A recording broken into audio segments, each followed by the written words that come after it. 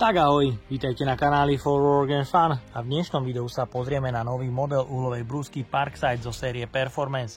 Takže poďme na to, vyskúšame a poriadne ju otestujeme.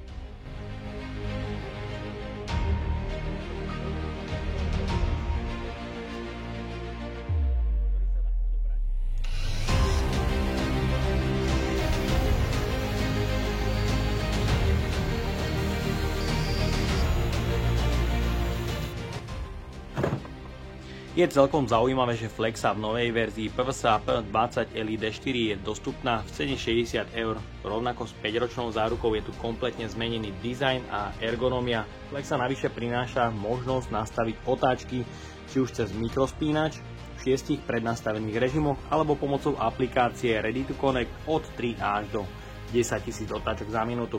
Takže poďme na to, odbalíme ju.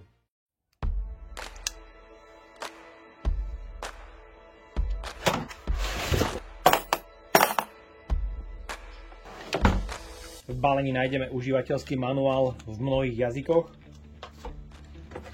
uhlovú brúsku s predmontovaným kotúčom pre brúsenie a plastovým ochranným krytom, ktorý sa dá odobrať, a samozrejme kľúčom pre zaistenie kotúča, ktorý je umiestnený ergonomicky v madle. V kufriku je dostatok priestoru, napríklad je tu miesto pre uloženie 4 Ah batérie.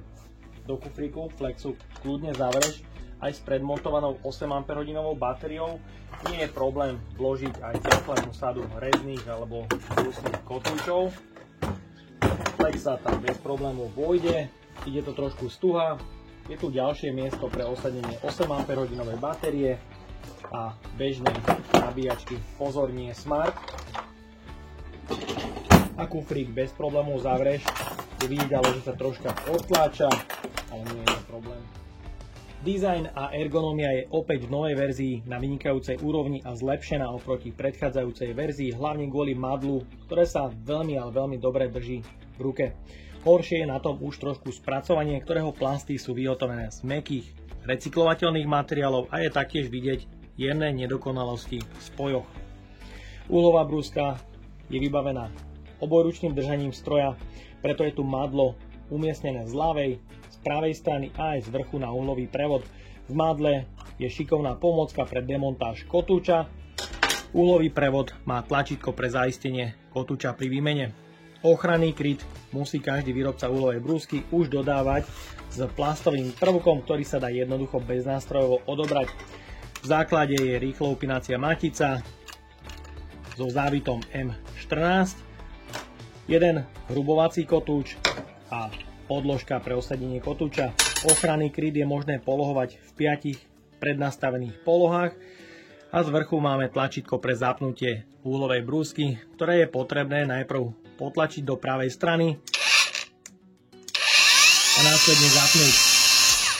Je tu pomerne rýchla brzda a nastavenie otáčok v 6 režimoch od 3000 až po 10 000 otáčok na 6. rýchlosti. Je tu výkonný brushless motor, ktorý je ochránený pri pätici batérií filtrom, ktorý sa dá odobrať, vyčistiť a ťažko povedať, či vymeniť za nový, pretože zatiaľ ako náhradný diel nie je dostupný. Spínač výkonného brushless motora je vždy umiestnený z hornej strany. Kvôli nerovnomernému osadeniu skrutiek na uhlovom prevode nie je možné telo Flexy otočiť oproti uhlovému prevodu o 90 stupňov. Spínač je vyriešený podľa môjho názoru veľmi nepraktický. Po vzore zelenej uhlovej brúsky je potrebné ho vždycky potiahnuť doprava a dohora.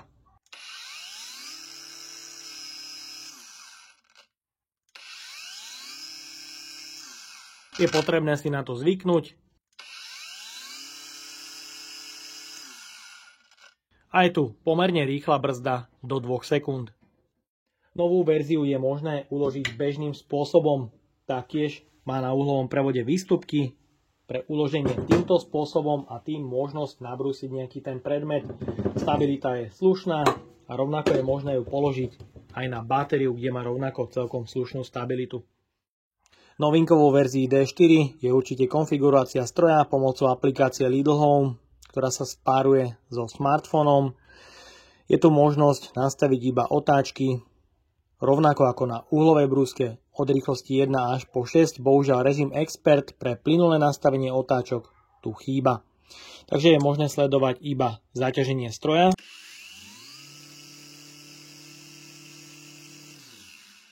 ktoré je bez zaťaženia do 20 A a sú tu už len nejaké štatistiky o používaní. Ďalej sa pozrieme na hlučnosť otáčky a aj vibrácie stroja.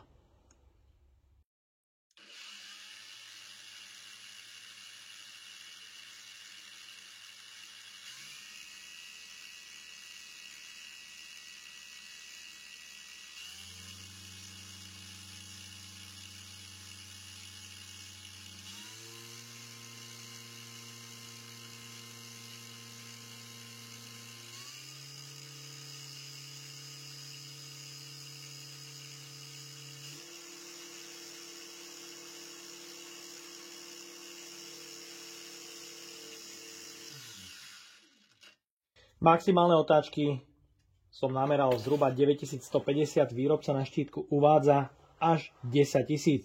Tie minimálne sedia s tým, čo výrobca uvádza, tam som nameral zhruba 2950. Hlučnosť je bezpredmetná a pozrieme sa aj na vibrácie, doma to neskúšajte.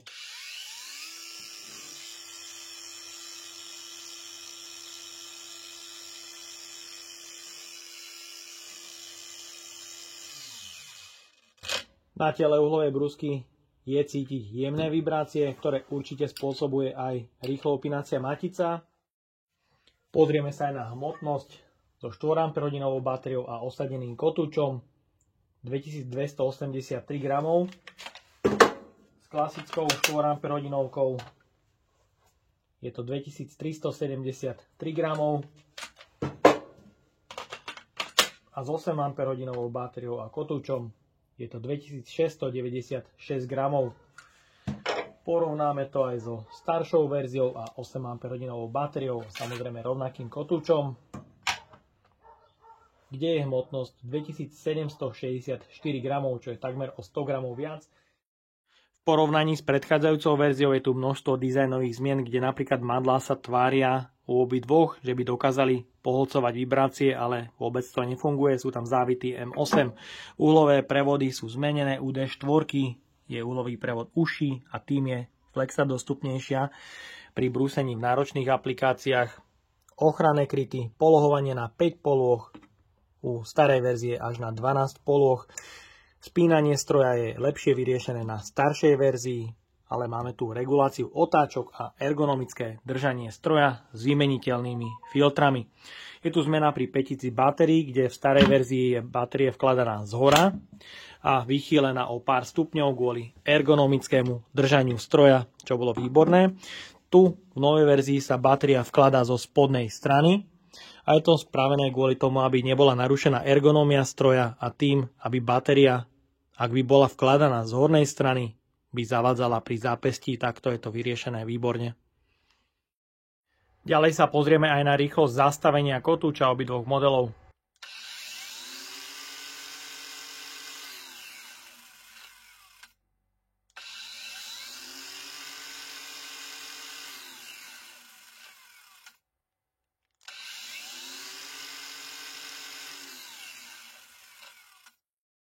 Teraz sa pozrieme na maximálny vybíjací prúd pri zaťažení na 6. rýchlosti.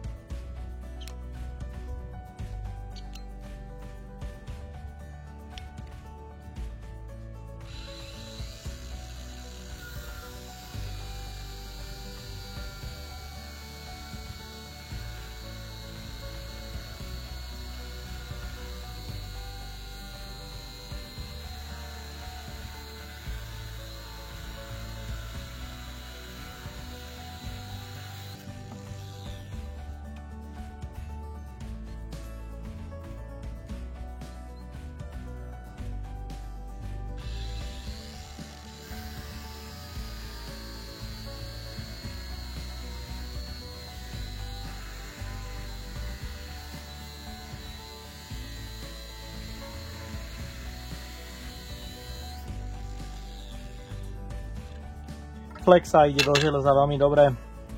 Otáčky držia, sú konštantné, ale používam iba naozaj veľmi jemný prítlak. Teraz na ňu v reze vyskúšam zatlačiť.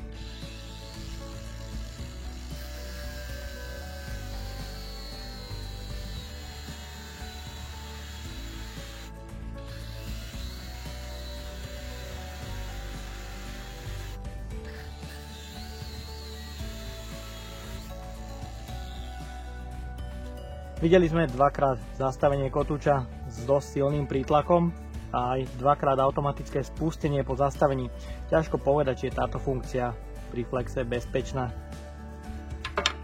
Ďalej pokračujeme porovnaním verzie C3 a D4 na kotúčoch od Hilti s plne nabitými 8 Ah batériami.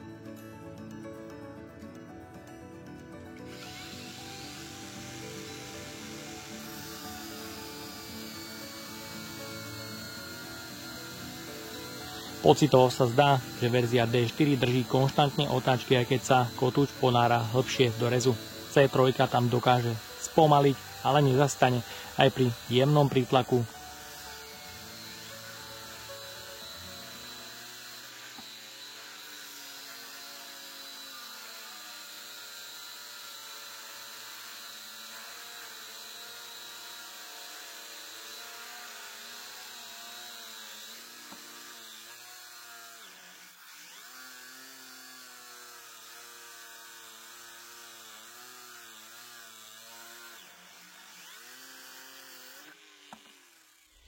Ďalej pokračujeme porovnaním rôznych batérií od 2 Ah až po 8 Ah batérie s kotúčom od Hilti a Roxorom 22 mm.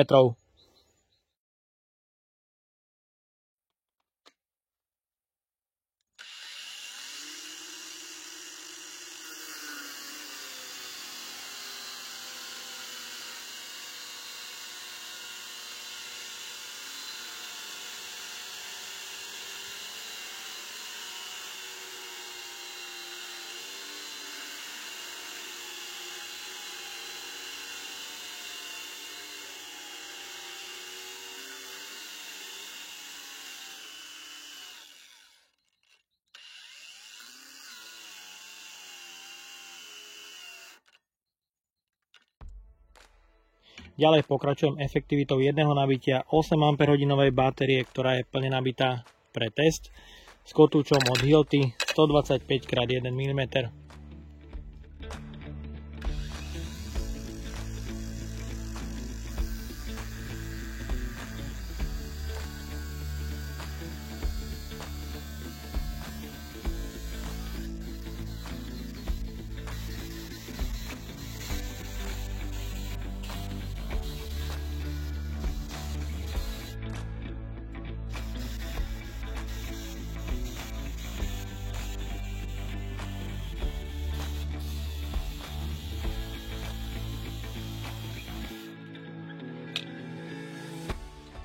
Tak a máme tu prvé zastavenie na 8 Ah batérii. Svieti tam už posledná ledka. Vyskúšam ešte dorezať tento odrezok. Ale už to ďalej nejde. Pozrieme sa na kontakty a pozerajme na to, pánové.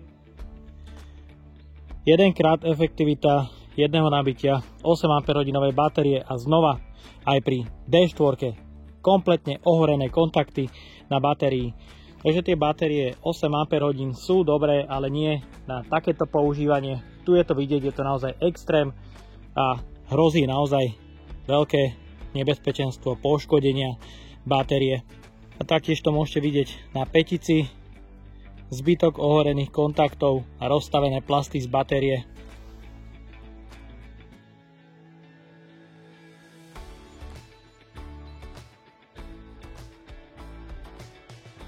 Pozrieme sa aj na teploty stroja.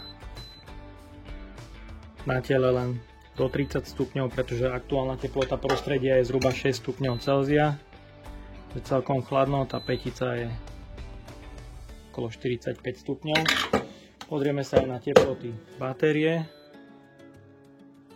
Pri kontaktoch rovnako zhruba 40 stupňov do 45. Takže batéria maximum do 50 stupňov, čo nie je zlé. Aj napriek tomu sú kontakty totálne ohorené, takže bude tu ďalšia reklamácia na ďalšie batérie. A vyskúšame ju dať nabíjať. A je vidieť, nabíjačka bez problémov spustila proces nabíjania, znamená to, že akumulátory nie sú prehriaté.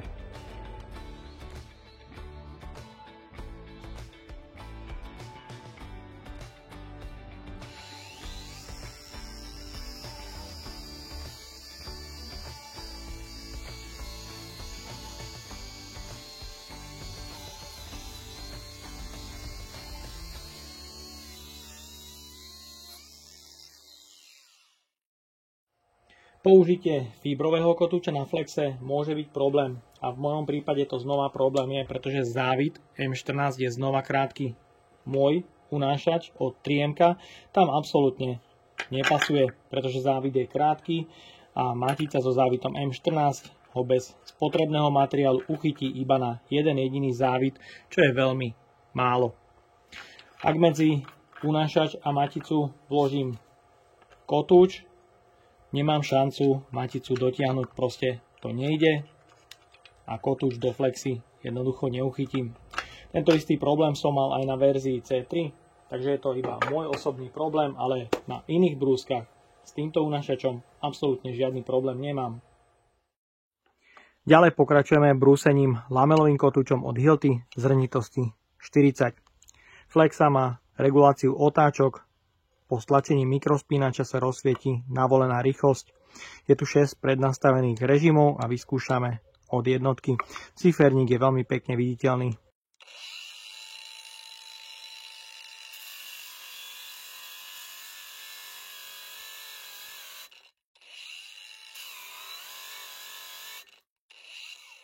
Myslím, že je to celkom slušné.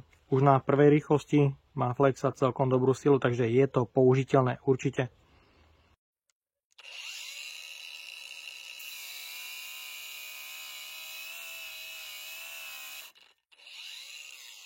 Aj na tej dvojke to znáša aký taký prítlak, myslím, že sa s tým dá bez problémov pracovať.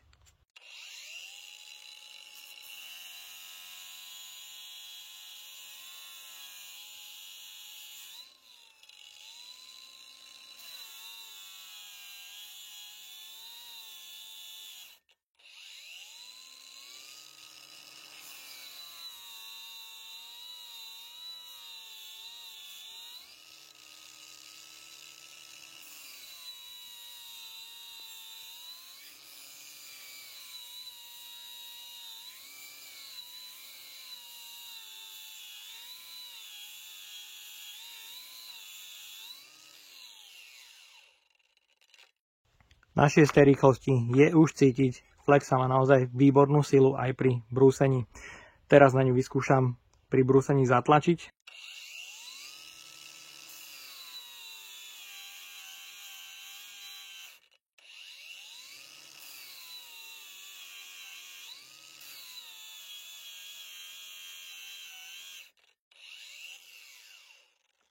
Mohli ste vidieť ten jemný prítlak. Zvláda. Nie je to nezastaviteľný stroj, samozrejme sa dokáže zastaviť, ale je tu pri brúsení automatické spustenie, čo je pri brúsení výhoda, ale pri rezaní to je skôr trošku nevýhoda.